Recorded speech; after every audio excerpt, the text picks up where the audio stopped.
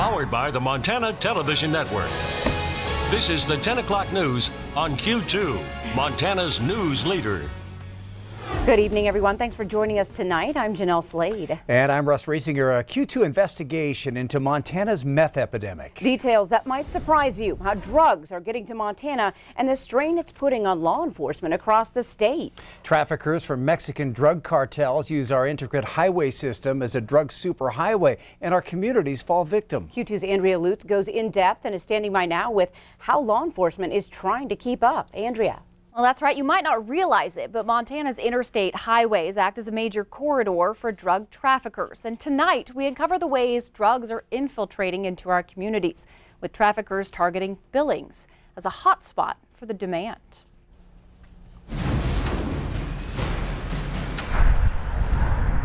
Interstate 90, a lifeline for Montana. This artery pumps millions of dollars of commerce into our state. It keeps our economy open for business, but also leaves Montana exposed. So we know that almost all methamphetamine comes from Mexico. Almost all of our heroin comes across the southern border from Mexico. And directly from Mexican drug cartels. They use our intricate highway system to get it here, forcing law enforcement to pay attention in a way they never have before. We can at the very least hurt them where it hurts the most. And that's by taking their product off the road, and that's by taking the criminal proceeds from the sale of that product off the road. In 2017, the Montana legislature funded a criminal interdiction team, 6 full-time troopers with specialized training in narcotics who conduct high volumes of traffic stops looking for criminal activity. Drugs are transported in cars, on bus lines, even in our mail. So getting it here is easier than you might think. Meth is ordered up locally from a drug supplier in Mexico. It's driven through a border crossing into a southern state. Then it can usually go one of 2 ways, from Arizona to Salt Lake City or Denver and directly into Billings, or from California along the west coast through Seattle, along Interstate 90 into Montana, where the distribution often ends, heads farther east, or goes north to Canada. On a brisk fall day, Montana High Patrol Trooper Darvin Mees sets out on shift. His goal for the day is simple: keep Montanans safe. On this day, he's checking speeds on Interstate 90 from Laurel to Lockwood. My responsibilities are those of any other trooper out here, being crashes, complaints, DUI, so forth. And if he's lucky, he might even take drugs off the streets. In addition, though, I have this tool that's used for drug interdiction. Trooper Mees works with Sayar, a drug tracking canine. 3 dogs. You'll notice that she will really get fired up. And she'll probably start barking, and she'll probably get loud. She knows something's going to happen, and she may or may not get out of the car. Trooper Mees and Sayar are often called upon weekly if an officer suspects drugs are in a car. This year they made over 60 drug seizures.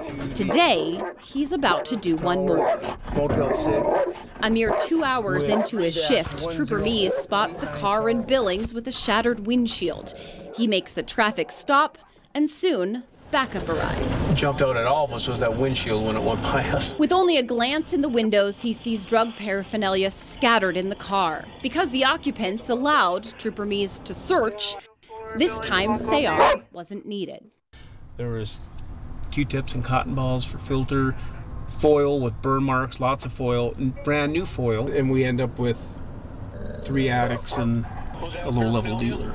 I mean, and it's, you know, that was at what time in the afternoon? However, like many Montana law enforcement officers, he's forced with a tough decision. The Yellowstone County Jail is full. Only violent offenders allowed, which means the drugs are seized and the occupants are free to go. The next best thing is to get them a court date, get them in front of a judge at some point here in the near future, and hopefully that'll get them down the road to maybe drug court. These drugs are likely from a Mexican cartel. They're next admitted into evidence to build a case. Scales, foil, scoops, 7 grams of methamphetamine. Just so crystal white. Even heroin. Yeah, that's what they're calling it. Chocolate, yep. Now, at least, it's off the streets. And along with using our interstates to bring drugs to Montana, we are also learning that traffickers are also getting pretty creative at ways to avert law enforcement as they bring it here. We are going to dive into part 2 of Montana's super drug highway tomorrow night. Russ and Jeanelle. All right, thanks, Andrea. And just today, a federal jury reached a verdict against Mexican drug lord El Chapo. Guilty on all counts. El Chapo is the mastermind behind a murderous multi-billion-dollar drug gang that trafficked cocaine, heroin, meth, and marijuana into the U.S. He's expected to get a life sentence without parole. A federal judge stopped a former Miles City athletic trainer accused of sexually abusing dozens of boys from pleading guilty today. James Doc Jensen was scheduled to admit to charges of coercion and enticement of a minor in federal court, but Judge Timothy Cavan says he wants more proof from the government that Jensen is in fact guilty of the crime. To prove guilt, the prosecution must show that Jensen used a means of interstate or foreign commerce to persuade or coerce a minor to engage in sexual activity. In basic terms, that Jensen used the internet to convince the boys to take part in his massage program. Court documents state Jensen used the program to sexually molest young male athletes under the promise of increased athletic performance. All parties agree the internet can be classified as use of interstate commerce, but Judge Cavan says the government does not have proof in their filings that Jensen used the internet to directly contact minors. The prosecution has 1 week to compile more evidence, and the hearing will continue next Tuesday. Well, more news tonight, putting Montana Governor Steve Bullock one step closer to a White House run. According to online newspaper Politico, Bullock is heading to Iowa later this week as he considers a run for the Democratic presidential nomination. So far, at least 7 Democrats have thrown their hats into the ring. Politico reports the governor won't make any 2020 announcements until after the state legislative session wraps up. Well, it's not often that Republicans and Democrats agree these days, but both of Montana's U.S. senators are celebrating the passage of a bill they say will go a long way toward protecting Montana's public lands.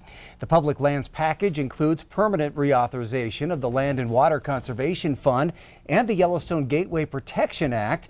Republican Senator Steve Daines called that vote a watershed moment for conservation. And Democratic Senator John Tester says it will withdraw mineral rights on around 30,000 acres of land adjacent to Yellowstone Park and also prevents proposed mines from expanding onto unclaimed public land. That bill now goes to the House. President Trump says he's not happy with the immigration deal reached by a bipartisan group of lawmakers. They have until Friday to come up with a plan the president will support before parts of the federal government run out of money and shut down again. Natalie Brand reports. CBS News has learned President Trump is likely to sign a congressional border security deal, but he didn't have great things to say about it. Am I happy at first glance? I just got to see it. The answer is no. Congressional sources say the bipartisan deal includes nearly $1.4 billion for physical barriers, including 55 miles of border fencing, but no wall. The president had been asking for $5.7 billion. Please, Mr. President, no one got everything they wanted in this bill, but sign it and don't cause a shutdown. The president also says he's proud of the wall now being constructed on a big section of the southern border near the Rio Grande.